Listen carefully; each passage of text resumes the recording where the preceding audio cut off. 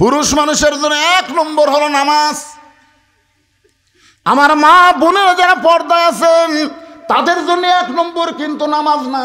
ও আমিলুস সলিহাত থেকে আমি কথা বলতেছি, সূরা আসরের 2 নম্বর বিষয়। মেয়ে মানুষের জন্য 1 নম্বর হলো পর্দা। জোরে বলেন, মেয়েদের 1 নম্বর নাম কি? আরো জোরে, জোরসে বলুন। ওয়াজ দিয়ে হবে। আমি যতই ওয়াজ করি, আমার ওয়াজ দিয়ে আপনার বউ পর্দা করবে না। আল্লাহ কোরআনে পর্দার আইন করেছেন, অকরনা ফি বুয়ুতিকুন্না ওয়ালা তাবাররাজনা তাবাররুজাল জাহিলিয়াতিল উলা। ঘরের মধ্যে পাতিলে শুটকি মাছ রাখছে। ঘরের মধ্যে পাতিলে কি মাছ? আচ্ছা আপনার বলেন তো, বিড়ালক দাওয়াত দেওয়া লাগবে? বিড়াল বিনা দাওয়াতে শুটকির গন্ধে ঘরের কাছে আসে থেকে দরজা খোলা। বিড়াল তো বুঝতেছেন, দরজা খোলা পায় খাটের তলে দেখে পাতিলের মধ্যে শুটকি, ঢাকনা নেই। আপনারা বলেন তো, বিড়াল কি বিসমিল্লাহ করার টাইম পাবে? বিসমিল্লাহ ছাড়াই তখন বিড়াল খাওয়া শুরু করছে। শুটকির মালিক খসর খসর শব্দ পাই, কে রে, কে খাই রে? আয়সা দেখে বিড়াল, আয় আয় আয় আয়, আমার 200 টাকা কেজি শুটকি বিড়াল খায়। খপ করে বিড়াল ধরছে, এই বিড়াল, পুনরায় যদি শুটকি খাস তো 20টা বেত মারমো। বিড়ালকে 20টা বেতের আইন দিয়ে বিড়ালকে সাইরা দিছে, কিন্তু ঘরের দরজা জানলা আগের মতোই খোলা রাখছে।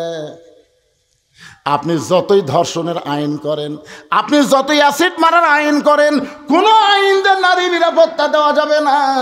শুটকির হাত থেকে যদি, বিড়ালের হাত থেকে যদি শুটকি বাঁচাবার চান, তাহলে ঘরের দরজা বন্ধ করা লাগবে, পাতিলের উপর ঢাকনা দেওয়া লাগবে। বিড়ালের বাপেরও ক্ষমতা নাই যে শুটকির কাছে আসতে পারে। আমার মা বোনদের জন্য বলতেছি, মা, মেয়েদের 1 নম্বর আমল হলো পর্দা। এই পর্দাটা কেমন আমল একটু বোঝানোর জন্য আপনাদের বলতেছি। গভীর রাত্রে নবীর মেয়ে ফাতেমা হযরত আলীর বুকের মধ্যে মাথা রেখে কাঁদতেছে। আলী বলতেছে, ফাতেমা, এই গভীর রাত্রে আমার বুকে মাথা রেখে তোমার কান্দার কারণ কি? ফাতেমা বলে, স্বামী গো, আল্লাহ তাআলা আমার দোয়া কবুল করছে। আলী মুসকে মুসকে হাসে, কে রে পাগলি, আল্লাহ দোয়া কবুল করছে? দোয়া কবুল হচ্ছে আনন্দের কারণ। আমাদের দোয়া আল্লাহ কবুল করছে। আমরা বহু দোয়া করছি যে আল্লাহ রব্বানা আতিনা ফিদ দুনিয়া হাসিনা, এর জ্বালা তার বাঁচি না। আল্লাহ কোরআনের পাখি বিনা অপরাধে 13 বছর জেলখানা ছিল। আল্লাহ তারপর হাসপাতাল নিয়ে হত্যা করলো। এত ভালো মানুষগুলো মারতেছে। আল্লাহ আল্লাহ আল্লাহ আল্লাহ।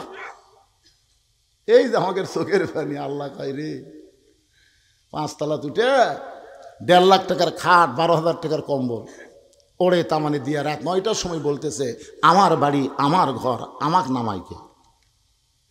এ দেশ আমার বাপের, এ দেশ আমার, 41 সালের আগে আমাকে নামাইকে।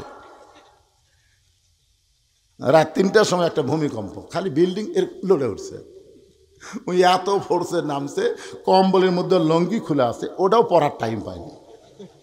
ফেরেশতাকে আল্লাহ নামাইলা এভাবে ন্যাংটা করে নামাইলা। আপনারা বলেন তো, গোটা পৃথিবীর মধ্যে হাসিনা যেভাবে নামিছে, এভাবে কেউ নামছে? এই নামার নাম হলো ন্যাংটা হয়ে নামা। ওরে কোন কি হয়ে নামা? হাসিনা তখন আর বুনকলে পলাচ্ছে, সেটা একটা ভিডিও কিন্তু আছে, দেখছেন আপনারা? হাসিনা এরকম যাচ্ছে সামনে, আর রেহানা যাচ্ছে পিছনে পিছনে। হাসিনা খালি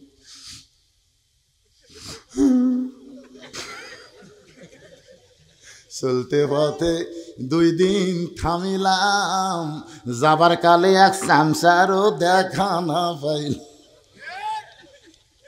এই সবাই আমার সঙ্গে বলেন না কেন? চলতে পথে 2 দিন থামিলাম, যাবার কালে এক সামসারও দেখা না পাইলাম। ওই মাথা ভাঙ্গা ওবায়দুল কাদের কখন পলাইছে? শামীম ওসমান কখন পলাছে রে? আয় আয়, যারা মাইক পালি কই খেলা হবে, খেলা হবে। বাজান একটু মনোযোগ দিয়ে শুনবেন, ক্ষমতার মালিক হচ্ছে আল্লাহ। আল্লাহ যদি চায়, চোখের পানির দাম আছে না নাই? এ জোরে গান আছে না নাই? আলী বলতেছেন, ফাতেমা, আল্লাহ তোমার কি দোয়া কবুল করেছে যে দোয়া কবুলের কারণে তুমি কাঁদতেছ? ফাতেমা বলে, স্বামী গো, আমি আল্লাহর কাছে বলেছি আল্লাহ যেন পর্দার মধ্যে আমার মৃত্যু দেয়। আলী মুসকে মুসকে হাসার কয়, তুমি সারা জীবন পর্দা মেনেই চলেছো, পর্দার মধ্যে তোমার মৃত্যু হবে না তো কার হবে? বাংলাদেশে যারা পর্দা মানে না তারাই মরার পর যে পর্দা 5 কাপড় দেয়, 5 কাপড় দিয়ে খাটনি আবার চাদর দিয়ে ঢেকাত হয়। ফেরেশতা বলে, আল্লাহ, এই মেয়ে মানুষ গোটা কি পাড়ার নাম এটা? বর্ষা পশ্চিম পাড়া। এই মেয়ে মানুষ গোটাল পাড়া ঘুরিছে, পাড়ার সব লোক সবাই চেনে। তো মরার পরে 5 কাপড় দিয়ে খাটনি আবার চাদর দিয়ে ঢাকছে, কারণ কি? আল্লাহ বলতেছে, ওই দেশের নাম বাংলাদেশ রে, ওই দেশত বাঁচতে পর্দা মানে না রে, কিন্তু মরার পরে মানে। আমার মায়েদের জন্য বলতেছে, মা একটু মনোযোগ দিয়ে শোনেন। আলী বলতেছেন, ফাতেমা, সারা জীবন তুমি পর্দা করেছ, আল্লাহ তোমাকে পর্দার মধ্যেই মৃত্যু দিবে কবুল করেছে, তাহলে কান্দার কারণ কি? ফাতেমা বলে, স্বামী গো, এই মৃত্যু কবে হবে আপনি কি শুনবেন না? আলী বলে, ফাতেমা, মৃত্যুর খবর দুনিয়ার কেউ বলতে পারে না। ফাতেমা বলতে, স্বামী গো, আল্লাহ যদি আমাকে জানায়।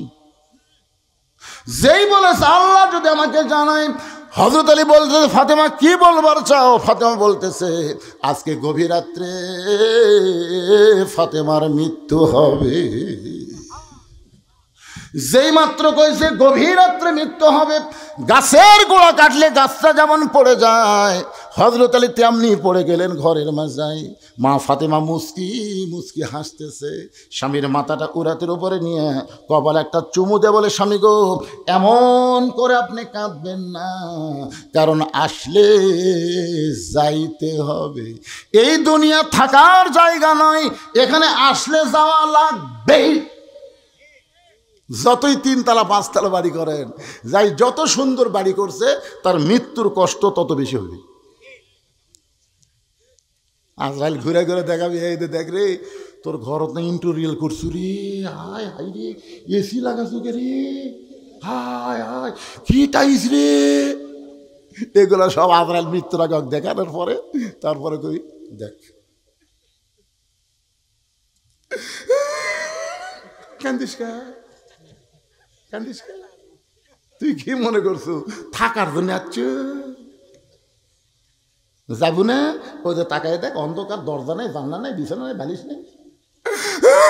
কান্দিস না, কান্দিস না, যাওয়া লাগবে। কথা বলেন, যাওয়া লাগবে না? কথা বলেন, যাওয়া লাগবে না? ফাতেমা মুসকে মুসকে হাসে, স্বামীর কপালে চুম্বন দিয়ে বলে, স্বামী গো, এমন করে আপনি কাঁদবেন না, কারণ এই দুনিয়া থাকার জায়গা না, আসলে যাইতে হবে। আমি এতদিন বাবার মুখে শুনেছি, আমার বাবা বলেছে পৃথিবীর ভিতরে সবচাইতে শক্তিশালী পুরুষের নাম হলো হযরত আলী। ফাতেমা বলতেছে, আমার বাবা বলেছেন পৃথিবীর মধ্যে সবচাইতে জ্ঞানী হচ্ছেন হযরত আলী। পৃথিবীর মধ্যে আপনি সবচাইতে জ্ঞানী, সবচাইতে শক্তিশালী হওয়ার পরে বইয়ের কথা শুনে এভাবে পড়ে গেলেন কেন? আপনাদের কাছে আমি জানতে চাচ্ছি, পৃথিবীর মধ্যে সবচাইতে জ্ঞানী ব্যক্তির নাম কি? এক বাক্যে সবাই বলেন, নাম কি? আর পৃথিবীর মধ্যে সবচাইতে শক্তিশালী ব্যক্তির নাম কি? আহা, আসাদুল্লাহিল গালিব। আনা মাদিনাতুল ইলমি ওয়া আলিউ বাবুহা। আমি নবী হচ্ছে ইলমের শহর, আলী হচ্ছে তার দরওয়াজা। আপনি এত বড় জ্ঞানী, এত বড় বীর হয়ে বইয়ের কথা শুনে এমন ভাবে পড়ে গেলেন। ওগো স্বামী, আমি মরে যাওয়ার পর আমার 3টা চাওয়া কিন্তু আপনাকে পুরা করা লাগবে, আমার 3টা চাওয়া পুরা করা লাগবে। আলী কান্দের বলে, ফাতেমা, দুনিয়াতে গরিব ছিলাম বলে তুমি কিছুই চাইলা না, এই দুনিয়াতে গরিব ছিলাম বলে তুমি কিছুই চাইলা না।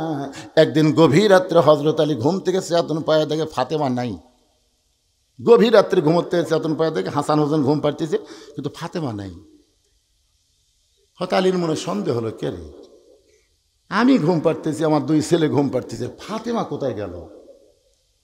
দরজাতে সে তাকায় দেখে মরুভূমির মধ্যে কালো চাদর গাওয়াত দিয়ে গভীর রাত্রে খুব জোরে জোরে হাঁটতেছে। আলীর সন্দেহ হয়ে গেল যে আমার ঘুমের মধ্যে থুয়ে, আমার বাচ্চা 2টা ঘুমের মধ্যে থুয়ে ফাতেমা কোথায় যাবে? নিরাপদ দূরত্ব বজায় রেখে পিছনে পিছনে রওনা দিলেন। ফাতেমা চলতে চলতে আল্লাহর নবীর বাড়ির দরজার জানলার পাশে দাঁড়িয়ে গেলেন। নবীর জানলার কাছে দাঁড়িয়ে বললেন, বাবা, আজকে যদি আমার মা খাদিজা দুনিয়াতে জীবিত থাকতো, আমি আপনার জানলার কাছে দাঁড়াতাম না, কিন্তু আমার মা খাদিজা দুনিয়াতে নেই, এই কারণে আপনার জানলার কাছে দাঁড়াইছি। বাবা, মেহেরবানি করে একটু ঘরের দরজা খুলে দেন। আল্লাহর নবী যখন ঘরের দরজা খুলে দেয়, ফাতেমা ঘরের মধ্যে ঢোকার সঙ্গে সঙ্গে হযরত আলী এক দৌড়ে জানলার কাছে এসে কান লাগায়। বাপ মেয়ের মধ্যে কি গল্প হয় শোনার জন্যে। রাসূল বলে, ফাতেমা, তুই একা একা কেন ঘরে ঢুকলি মা? আমার আলীকেও ঘরের মধ্যে নিয়ে আয়। হযরত আলী জানলা থেকে, কে রে, আমি জানলার কাছে, এই কথা নবীরে কে বলল? আসলে আল্লাহ নবীকে আলী জানলার কাছে বলে নাই। যে মেয়ে যখন বাপের কাছে যাবে, এটা যদি বিবাহিতা হয়, তাহলে অবশ্যই বাবা বলবে আমার জামাই কোথায়, জামাইকেও ঘরের মধ্যে নিয়ে আয়। ফাতেমা বলতেছে, বাবা, আপনার জামাই আলী ঘুম পাড়তেছে, আপনার নাতি হাসান হোসেন ঘুম পাড়তেছে, এই সুযোগে আমি আপনার কাছে মেহেরবানি করে একটু বাতি জ্বলান বাবা, মেহেরবানি করে একটু বাতি জ্বলান। আল্লাহ নবী বলে, ফাতেমা কি বলবি তাড়াতাড়ি বল, বাতি জ্বলান লাগবে না। ফাতেমা বলতেছে, বাবা, এর আগে বহুদিন বলেছি, কাম হয় নাই, আজকে একটু আপনাকে দেখাবার চাই। নবী সেই মাত্র ঘরে বাতি জ্বলাইছে, সঙ্গে সঙ্গে ফাতেমা মাটির দিকে তাকাইয়া, নিজে মাটির দিকে তাকায় দুইটা হাত বাবার দিকে মেলে ধরেছে। রাসূল বাতির আলোতে দেখে হাতের দুইটা তালু যেন গোস্তের টুকরা হয়ে গেছে। নবী কান্দার বলে, ফাতেমা, তোরা হাতের তালুতে চামড়া নাই কেন মা? ফাতেমা বলতেছে, বাবা, জাঁতা ঘুরাইতে ঘুরাইতে আমার হাতটা ফসকা পড়ে গেছে, এরপরেও যখন জাঁতা ঘুরাই, কারণ জাঁতা ঘুরান ছাড়া আমার বাড়িতে খাওয়ার কিছুই নেই। আজকে আমার হাত দুইটা এমন হয়ে গেছে বাবা, আমার হাসান হোসেন ঘুম থেকে চেতন পাইলে খাবার চাবে, আমার স্বামী আলী ঘুম থেকে পেছন পাইলে খাবার চাবে, কিন্তু বাবা বাড়িতে কোনো খাবার নাই, আপনি মেহেরবানি করে একটু খাবার ব্যবস্থা করেন বাবা, কারণ আমার হাতের চেহারা আমার স্বামী যদি দেখে কষ্ট পাবে, আমার হাসান হোসেন দেখলে খাওয়া বন্ধ করে দিবে। সঙ্গে সঙ্গে নবী আবার ঘরের কোনায় গিয়ে বলে, আল্লাহ, দুনিয়ার কত ধনী ধনী যুবক আমার ফাতেমাকে বিয়ে করবার চাইছিল, তুমি আল্লাহ আমার গরিব আলীর সঙ্গে রাজি হইলা, এখন আমার মেয়ের কষ্ট আমি দেখতে আর পাচ্ছি না আল্লাহ, এমন কষ্ট আমি কেমনে সহ্য করব। সঙ্গে সঙ্গে ফাতেমা মাথায় ঘোমটা দেয়। রাসূল বলে, ফাতেমা, মাথায় ঘোমটা দিলি কেন? ফাতেমা বলতেছে, বাবা, আমার সাহায্যের কোনো দরকার নাই। এই বলে ফাতেমা যখন যাবার চায়, রাসূল বলে, ফাতেমা রে, তুই কেন এভাবে চলে যাস? ফাতেমা বলতেছে, বাবা, আপনি একদিন বলেছিলেন আল্লাহর পরে কাউকে যদি সেজদা দেওয়ার হুকুম থাকতো, তাহলে প্রত্যেকটা বউকে বলতেন স্বামীর পায়ে সেজদা করো। এই কথার দ্বারা আপনি বুঝাই দিলেন আল্লাহর পরে মেয়ে মানুষের কাছে সবচাইতে দামি ওই ব্যক্তি হলো তার মহান স্বামী। আমার স্বামীর বিরুদ্ধে আপনি আল্লাহর কাছে বলবেন, আমার কোনো সাহায্য লাগবে না বাবা। এই বলে ফাতেমা যখন চলে যায়, রাসূল কান্দার বলে, আল্লাহ, ওই ফাতেমা কে গো আল্লাহ? আমি তো চিনতে পারলাম না। আল্লাহ বলে, নবী গো, আপনার ফাতেমা শুধু ফাতেমা নয়, আপনার ফাতেমা হলো সাইয়্যিদাতুন নিসাই আহলিল জান্নাহ, ফাতেমাতুজ যোহরা। আলী কান্দার বলে, ফাতেমা, দুনিয়ার জীবনে গরিব ছিলাম বলে তুমি কিছুই চাইলা না, আজকে মৃত্যুবরণ করার রাতে তুমি আমার কাছে কি চাইবা ফাতেমা? ফাতেমা বলে, স্বামী গো, আমার এক নম্বর চাওয়া হলো রাতের অন্ধকারে আমাকে কবর দিবেন, দুনিয়ার কোনো মানুষ যেন আমার কবরের খবর না জানে, কারণ আল্লাহর পর্দা করতে করতে আমার এমন অবস্থা হয়ে গেছে, আমার কবরটাকে আমি পর্দা করতে চাই। আমার দুই নম্বর চাওয়া হলো আমার কোনো জানাজার ব্যবস্থা করবেন না, আমার কোনো জানাজার ব্যবস্থা করবেন না। কারণ আমি যতটুকু আমল করে বুঝতে পেরেছি, দুনিয়ার সব মানুষ যদি বলে ফাতেমা ভালো, আর আপনি যদি বলেন আমার ফাতেমা ভালো না, এই দুনিয়ার সব মানুষের ভালো বলাতে ফাতেমার কোনো লাভ হবে না।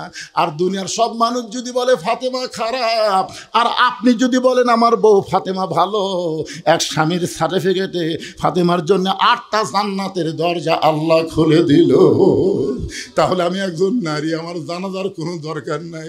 শুধু আপনি নিজে দোয়া করে ওই জান্নাতুল বাগীর পূর্ব কোণায় সবুজ রঙের একটা বাতি জ্বলবে, ওই বাতি বরাবর ফাতেমাকে আপনি দাফন করবেন।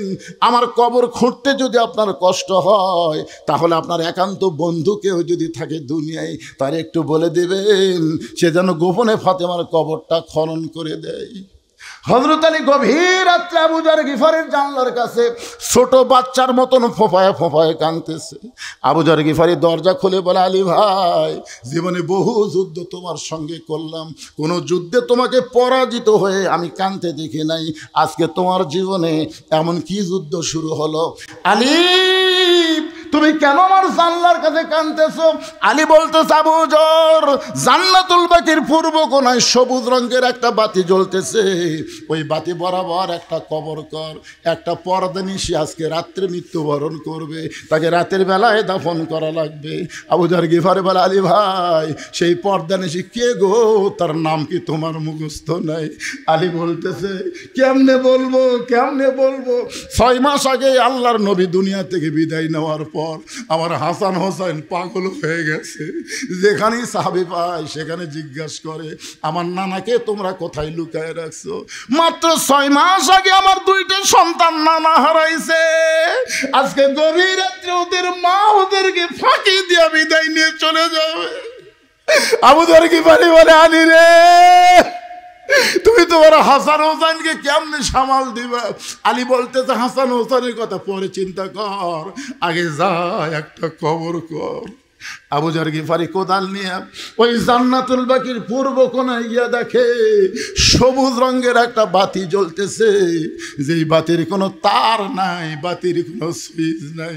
বিনা তারে বিনা সুইচ আমার আল্লাহ তাআলা অটোমেটিক জ্বলায়া দিছে। আবু যর গিফারি বাতির নিচে লক্ষ্য করে দেখে বাতির আলোকার গোলাকার হয়নি, বাতির আলো কবরের মতন চারকোনা। ওই আলোর মধ্যে কোদাল দিয়ে কবর খুঁড়তেছে। খুঁড়তে খুঁড়তে এক সময় বলে, কবর, তুই কি জানিস রে কবর, এই গভীর রাত্রে কবর খুঁড়তেছি, তোর মধ্যে কাকে দাফন করা হবে? এ কবর, খবরদার বেয়াদবি করবি না। আল্লাহ নবীর মেয়ে হওয়ার পরেও নবী তাকে মায়ের সম্মান দিয়েছে, সেই ফাতেমাকে আজকে রাত্রেবেলা দাফন করা হবে। কোদাল দিয়ে কবর খুঁড়তে খুঁড়তে এক সময় বলে, কবর রে, খবরদার বেয়াদবি করিস না, তোর মধ্যে এমন একজন মাকে রাখা হবে যার 2টা সন্তান জান্নাতি যুবকদের সর্দার হবে। এ কবর, খবরদার বেয়াদবি করতে পারবি না। কোদাল দিয়ে কবর খুঁড়তে খুঁড়তে আবু যর গিফারি বলে, কবর, তোর মধ্যে আজকে এমন একজন বিবিকে রাখা হবে যার স্বামী হলো আসাদুল্লাহিল গালিব, খবরদার কবর বেয়াদবি করিস না। এই বলে আবার যখন কোদাল মারতে চাই, এমন সময় কবরের ভিতর থেকে একটা আওয়াজ আসতেছে। এই আওয়াজ কিন্তু নবীর মেয়ে ফাতেমার জন্যে না, এই আওয়াজ হলো আমাদের সকলের জন্যে যারা আমরা কবরে যাব। জোরে কোন ঠিক কিনা? কবরের মধ্য থেকে আওয়াজ আসতেছে, কার মেয়ে, কার মা, কার বিবি, এটা কবর দেখবে না। আমল যদি ভালো হয় কবর জান্নাতের বাগান হয়ে যাবে, আর আমল যদি খারাপ হয় কবর জাহান্নামের গর্ত হয়ে যাবে। এদিন আমার সঙ্গে সকলে একটু গুনগুন করে পড়েন, কিন্তু যেদিন ডাক পড়িবে, সবাই বলেন, কিন্তু যেদিন ডাক পড়িবে কবর মাঝে যাইতে, জোগাড় কিছু করছো বন্ধু তার মাঝে বিছাই। আপনারা বলেন তো কবে ডাক পড়বে? কথা বলেন ভাই, কবে রে? তো যে মোশন নিয়ে চলতেছেন, যে মোশন নিয়ে আপনারা হাঁটতেছেন, আর এখনকার ছেলেদেরকে দেখে মনেই হচ্ছে না এরা কোন সময়ের মানুষ। ওয়াল আসর, আল্লাহ সময়ের শপথ করেছেন। ছোট্ট একটা বাচ্চা আমার কাছে নিয়ে এসে, হুজুর খালি কান্দে, দোয়া করেন হুজুর, আমি সূরা ফাতিহা 3 বার পড়ে ফু দিলাম। কারণ সূরা ফাতিহার একটা নাম হলো সূরাতুশ শিফা। কি কি দোয়া করলেন হুজুর, ফু দেওয়ার পর আরো কান্না বেড়ে গেছে। আমি একটা পানি পড়া দিলাম আয়াতুল কুরসি পড়ে, যদি কোনো নজর টজর থাকে তো পানি পড়া দিলাম, বললাম 3 বার খাওয়াও। কয়েকদিন পর এসে হুজুর দোয়া বর্তমান সময়ে দোয়া দরুদের খাওয়া নেই। আমি বললাম বারে কি হলো রে, দোয়া দরুদ দিয়ে কাম হচ্ছে না। কয়েক মাস পরে বললাম মা তোমার ছেলের খবর কি? কার কান্দে না হুজুর। কোন দোয়ায় কাম হলো? দোয়া কে লাগবি, ওর বাবা এক মোবাইল কিনে দিছে, যখনই কান্দে চালু করে দেয়। আপনি শুনলে আশ্চর্য হবেন হুজুর, আমার ছেলে মোবাইল ছাড়া ভাত খায় না। কি সময় রে, আল্লাহ এমনি সময়ের শপথ করছেন। এখনকার অধিকাংশ ছেলেরা মোবাইল হাতে পাইছে, কথা কন না কেন পায় নাই? স্বয়ং জিবরাইল এসেও যদি ওয়াজ করে, ওয়াজ দিয়ে এদেরকে ভালো করা যাবে না। এদেরকে ভালো করতে গেলে অনুনাজ্জিলু মিনাল কোরআনি মা হুয়া শিফাউ ওয়া রাহমাতুল লিল মুমিনিন। আমার সঙ্গে স্লোগান দেওয়া লাগবে।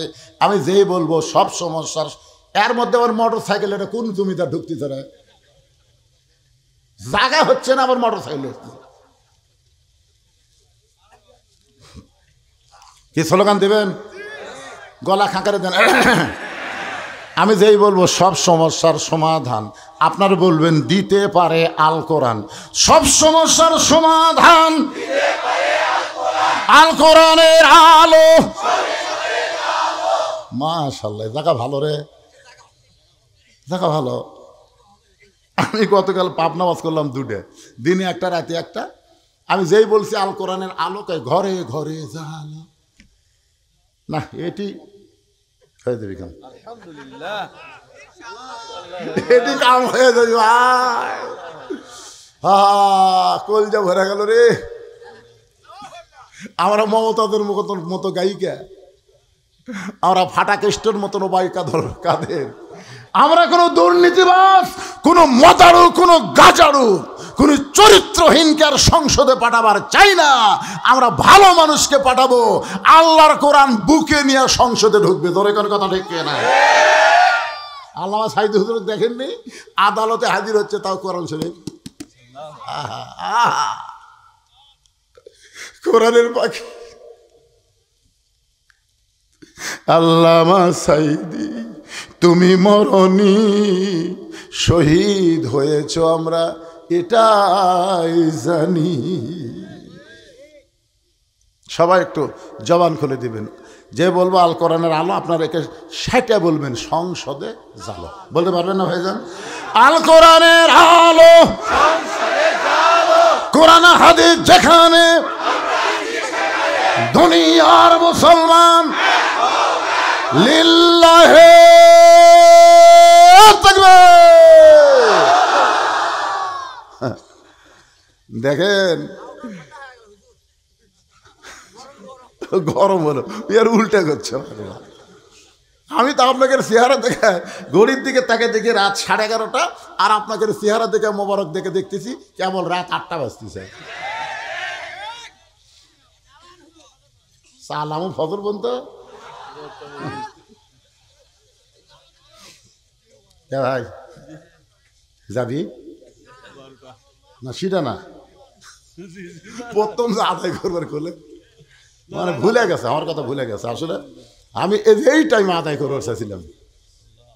ফাতেমা 3 নম্বর ওসিয়ত করেছে, আমার জন্য কোনো খাটনির ব্যবস্থা করবেন না। আমি মরে যাওয়ার পরে আমার লাশটা কাঁধে নেওয়ার 4 জন মানুষ আমি ফাতেমা দুনিয়াতে দেখতে পাইলাম না। আমার বাবা যদি দুনিয়াতে জীবিত থাকতো, মরা মেয়ের লাশের খাটনি বাবা কাঁধে নিবার পারত। কিন্তু 6 মাস আগে আমার বাবা দুনিয়া থেকে বিদায় নিয়েছে। আমার হাসান হোসেন এত ছোট, যখন ফাতেমা দুনিয়া থেকে বিদায় নেয় তখন হাসানের বয়স হলো 5.5 বছর, আর হোসেনের বয়স হলো 4 বছর। চিন্তা করে দেখেন কত ছোট। আমার দুইটা সন্তান তো খাটনি কান্দে নিবার পারবে না, শুধু আপনি আমার দেহটা কান্দে করে নিয়ে ওই জান্নাতুল বাগির পূর্ব কোণায় সবুজ রঙের যে বাতি জ্বলবে ওই বাতি বরাবর আমাকে দাফন করবেন। হযরত আলী গভীর রাত্রে ফাতেমার লাশটা নেওয়ার জন্যে ঘরের মধ্যে ঢুইকা দেখে ফাতেমা নিজে নিজেই গোসল করেছে, নিজে নিজেই গোসল করেছে। মা খাদিজাতুল কুবরা বলে, আমি মা হয়ে আল্লাহর নামে শপথ করে বলতেছি, আমার ফাতেমা যখন জন্ম নেয় আমি মা হয়েও তার ইজ্জত দেখতে পারিনি। জন্ম নেওয়ার সঙ্গে সঙ্গে ফাতেমা এ জায়গায় দুইটা হাত দিয়া এই দুনিয়াতে ভূমিষ্ঠ হয়েছে। মা খাদিজা বলেছে, আমার ফাতেমা যখন পেটে ছিল আমার পেটে বাচ্চা লড়াচড়া করে, কিন্তু বাচ্চার কোনো ওজন আমি বুঝতে পারি নাই। আমার ফাতেমা যখন দুনিয়াতে প্রসব হলো আমি খাদিজা বলতেছি আমি মা হইয়া প্রসব বেদনা বুঝতে পারি নাই। সেই ফাতেমা নিজে নিজেই কাপড়ের কাপড় পরেছে, শুধু চেহারা মোবারক আর দুইটা হাত বের করে রাখছে। এই দুইটা হাত বের করে রাখার কারণ হলো হাসানকে ডান পাশে ঘুমায় দিছে আর হোসেনকে বাম পাশে ঘুমায় দিছে। কারণ এই দুইটা বাচ্চা যদি চেতন থাকে তাহলে মাকে দাফন করার ব্যাপারে বাপকে ডিস্টার্ব করতে পারে। এই জন্য মা জননী দুইটা সন্তানকে ঘুমায় দিছে। হযরত আলী ঘরের মধ্যে ঢুইকা দেখে দুইটা সন্তান ঘুমায় গেছে আর ফাতেমা চিরতরে বিদায় নিয়েছে। কি করবে? দুইটা বাচ্চার মাঝখান থেকে ফাতেমাকে তুলে কান্দে নিয়ে দরজায় গিয়ে বলতেছে, আল্লাহ, এ হাসান হোসেন ঘুম থেকে চেতন পাওয়ার পরে যদি আমাকে ধরে বলে, বাবা, যেই মা আমাদের মাঝখানে শুয়ে আমাদেরকে ঘুমায় দিল সেই মা এখন কোথায় গেল? কি করবে? হযরত আলী কান্দে করে নিয়ে রাতের অন্ধকারে দাফন করার নিয়তে জান্নাতুল বাকির পূর্ব কোণে আবু জর বলে চিৎকার দিলেন, কোথায় রে? সরে যা ফাতেমার কবর ছেড়ে। কিন্তু আমার আল্লাহ তাআলা আবু জরকে অনেক আগেই কবর থেকে খেদায় দিচ্ছে। হযরত আলী কবরের পাশে গিয়া দেখে কোদাল পড়ে আছে, আবু জর গিফারি কবরের কাছে নাই। নিজের কান থেকে ফাতেমাকে কবরের মধ্যে দাফন করে আল্লাহকে বলতেছে, আল্লাহ, তোমার পর্দা নিশি বান্দি ফাতেমা এই দুনিয়া থেকে পর্দার মধ্যে বিদায় নিল। আল্লাহ, আমি স্বামী হয়ে দোয়া করি ফাতেমাকে তুমি কবুল করে নাও। কিন্তু আল্লাহ, আমার মনের মধ্যে বড় ভয়, ফাতেমাকে কবর দিয়ে আমি যখন বাড়ি যাব আমার দুইটা সন্তান চেতন পাবে। এরা চেতন পায় যদি বারবার মায়ের কথা বলে। এখন পর্যন্ত ওদের নানা কোন জায়গায় কোনো সাহাবী বলে নাই। আবু বকর বলেছে, হাসান হোসেন যতদিন নানা নানা বলে কানবে খবরদার নবীর রওজা দেখায়া দিও না। এরা দুই ভাই যদি রওজার পাশে এসে নানা নানা বলে চিৎকার দেয়, আমি আবু বকর বলতেছি নবীর ঘুম ভেঙ্গে যাবে। রওজার মধ্যে কিন্তু আমাদের নবী মরে নাই। ইসলামের আলো জ্বালায়া দিয়া নবী ঘুমায়া আসেন সোনার মদিনায়। সবাই বলেন, ইসলামের পতাকা উড়ায়া দিয়া নবী শুইয়া আসেন সোনার মদিনায়। আল্লাহ, যদি আমার দুইটা সন্তান আমাকে বলে, আব্বা, আমাদের মাকে কোন জায়গায় কবর দিছে কবরটা দেখা দাও। এখন হাসান হোসেন ফাতেমার কবর ধরে যদি কান্নাকাটি করে তাহলে আশেপাশের লোক ফাতেমার কবর বুঝতে পারবে। তাহলে রাতের অন্ধকারে কবর দেওয়া লাভটা কি? এই কথা বলার সঙ্গে সঙ্গে হতালি তাকায় দেখে সামনে কয়েকটা পুরাতন কবর দেখা যায়। এই মাত্র ফাতেমার কবর দিছে, সেই নতুন কবর আর নাই। পুরাতন কবরের ভিড়ে নতুন কবর আর দেখা যায় না। গোটা জান্নাতুল বাকি হযরত আলী দৌড়ায় আর বলে, ফাতেমার কবর, এখনই কবর দিলাম, সেই কবরটা কোন জায়গায়? আল্লাহ বলে, আলী, আমার ফাতেমা হলো পর্দানিশী। আমি আল্লাহ জহুরা ডিগ্রি দিয়ে ফাতেমার কবরটাকেও কিয়ামত পর্যন্ত পর্দা করে দিয়েছি। আমার মায়েরা যারা পর্দার অন্তরালে আপনাদের জায়গা হচ্ছে না মা, ভিড়া ভিড়ি করে আপনারা বসেছেন। আজকে ওয়াজটা সার্থক হবে যদি আপনারা আল্লাহর আইন পর্দা মেনে চলেন।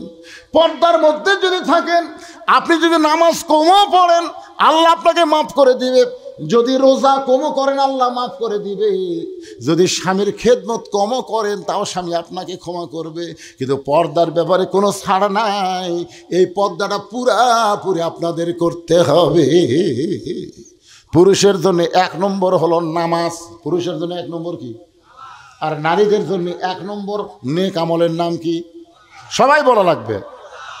এখন আমাকে বলতে দে হুজুর এত মুসল্লি দোতলা করা লাগবে হুজুর, 1 তালা তার হচ্ছে না। আমি 3 বার শুকরিয়া আদায় করলাম, আলহামদুলিল্লাহ আলহামদুলিল্লাহ আলহামদুলিল্লাহ। এত মুসল্লি হয় হুজুর 1 তালা হচ্ছে না, এই জন্য দোতলা করার জন্যে মসজিদ উন্নয়ন কল্পে মাহফিল করতেছি। আচ্ছা ঠিক আছে বাবা, ফজরের খবর কি? তোর হুজুর ফজরে 1 কাতারে হয় না। জোহরের খবর কি? কয় কাজ কামের দিন আসে না। আসরের খবর কি? কয় বাজারত গেছে। মাগরিবের খবর কি? কয় বাজার করে এসে চিন্তা করতেছে জিনিসপত্রের যে দাম। এসার খবর কি? কয় ফজরও যা এসাও তাই। তো মসজিদের মধ্যে কয় কাতার আছে? কয় 9 কাতার হুজুর। তো 1 কাতারের মুসল্লি হয় না, তাহলে দোতলা করবা কেন? তখন বলতেছে ওই যে জুমার দিনে সবার শেষে আসা আগে যায়, ওই শালাকের জন্য দোতলা করা লাগবে। ওরা কিন্তু মুসল্লি না, ওরা হলো শালা। আপনারা বলেন তো, জুমার দিনে সবার শেষে আসা আগে বার হয়ে যায় ওই মুসল্লি? আল্লাহ কয় তোর নামাজ আমার দরকার নাই রে, তুই হলো ফাওয়াইলুল মুসাল্লিন, তুই হলো শয়তানের বড় ভাই। যারা শুধু জুমার নামাজ পড়েন, 5 ওয়াক্ত পড়েন না, রহমানুর রহিম আল্লাহ হয়তো একসময় আপনাকে দয়া করে বলতে পারে যারা শুধু জুমার নামাজ পড়েছ আমি আল্লাহ তাদের জান্নাত দিলাম, যাও। তোমার জুম্মা বাড়ি সেই খুশি হবে, যাক রে আল্লাহ আমাকে জান্নাত দিল। 1 দৌড়ে জান্নাতের কাছে যায়, দেখবে জান্নাতের দরজা তালা। তখন কয় আল্লাহ আপনি আমাকে জান্নাত দিলেন, তালা যে চাবি তোরকে কাছে আছে, খোঁজ। চাবি খুঁজে দেখে একটা আছে, তালার মধ্যে ঢোকে ঠিকই কিন্তু ঘোরে না, তেলতলা চাবি ঢুকিছে কিন্তু ঘোরে না। তোকে আল্লাহ চাবি তো ঢুকলো কিন্তু ঘরে না কেন? আল্লাহ বলতেছে পাগলা তালার মধ্যে 5টা দাগ আছে, তোর চাবির মধ্যেও 5টা দাগ থাকা লাগবে, দাগে দাগে মিল হবি, কুটটুস করে খুলে যাবি। তোকে আল্লাহ এটা কিসের দাগ? বলে এটা হলো 5 ওয়াক্ত নামাজের দাগ। তোর দাগ আছে কেন কান্দিস গে? জুম্মার নামাজ পড়ছু, 5 ওয়াক্ত পড়িসনি, জান্নাত দেখে ফেরত যা, জান্নাত দেখে। যারা খালি জুম্মা মারতেছেন 5 ওয়াক্ত ধরতেছেন না, তারা জান্নাত দেখবার পারবেন কিন্তু ভিতরে ঢুকতে পারবেন না। এখন আপনারা বলেন তো কারা কারা খালি জুম্মা পড়বেন? হাত তোলেন। আর কারা কারা 5 ওয়াক্ত নামাজ আদায় করবেন? 2 হাত তুলে আল্লাহরে দেখান। লিল্লাহে লিল্লাহে। আপনারা বলেন তো মসজিদের উন্নয়ন বলতে কি বুঝেন? মসজিদের উন্নয়ন মানে মসজিদ দোতলা টাইলস দিয়ে হাই ফাই করা না। অনেক মসজিদ, আক্কেলপুরে একটা রাস্তার ধারে মসজিদ, আমি আসর নামাজ পড়বার যাই দেখি টাইলসের উপর ধুলে। এগুলো লোক কে রে ভাই মসজিদ এত ধুলে খেন, ধার দেও না? কয় হুজুর আজান দিয়ে একা মধ্যে কেউ আসে না, তো খামাকা ধার দিয়ে কি করবো? আপনি তাকে দেখেন আমার জায়গা পরিষ্কার, গামছার 2 বাড়ি মারি পরিষ্কার করে আল্লাহ বানা আছে। চিন্তা করছেন? খালি মসজিদ বানালে হবে না। মসজিদ হাসিনাও কম বানায়নি, 560টা মডেল মসজিদ বানাচ্ছে। একদিন এক আওয়ামী লীগের নেতা বলে হুজুর আপনারা কি হাসিনার ভালো কোনো গুণ চোখত পড়ে না? এতগুলো মসজিদ বানিয়ে দিল। আমি বলে 560টা না 5 কোটিও যদি হাসিনা মসজিদ বানায় আল্লাহ একটা সওয়াবও দিবে না। কারণ ক্ষমতার চেয়ারে বসে মসজিদ বানানো হবে না, নামাজ কায়েমের বিল পাস করা লাগবে। জোরে গান কথা ঠিক কিনা? তো মসজিদের উন্নয়ন মানে মুসল্লি কালেকশন। আজকে এই কালেকশন কিন্তু ঠিকই আছে, হয়নি? মাশাআল্লাহ, সবাই হাত তুলছেন, আলহামদুলিল্লাহ।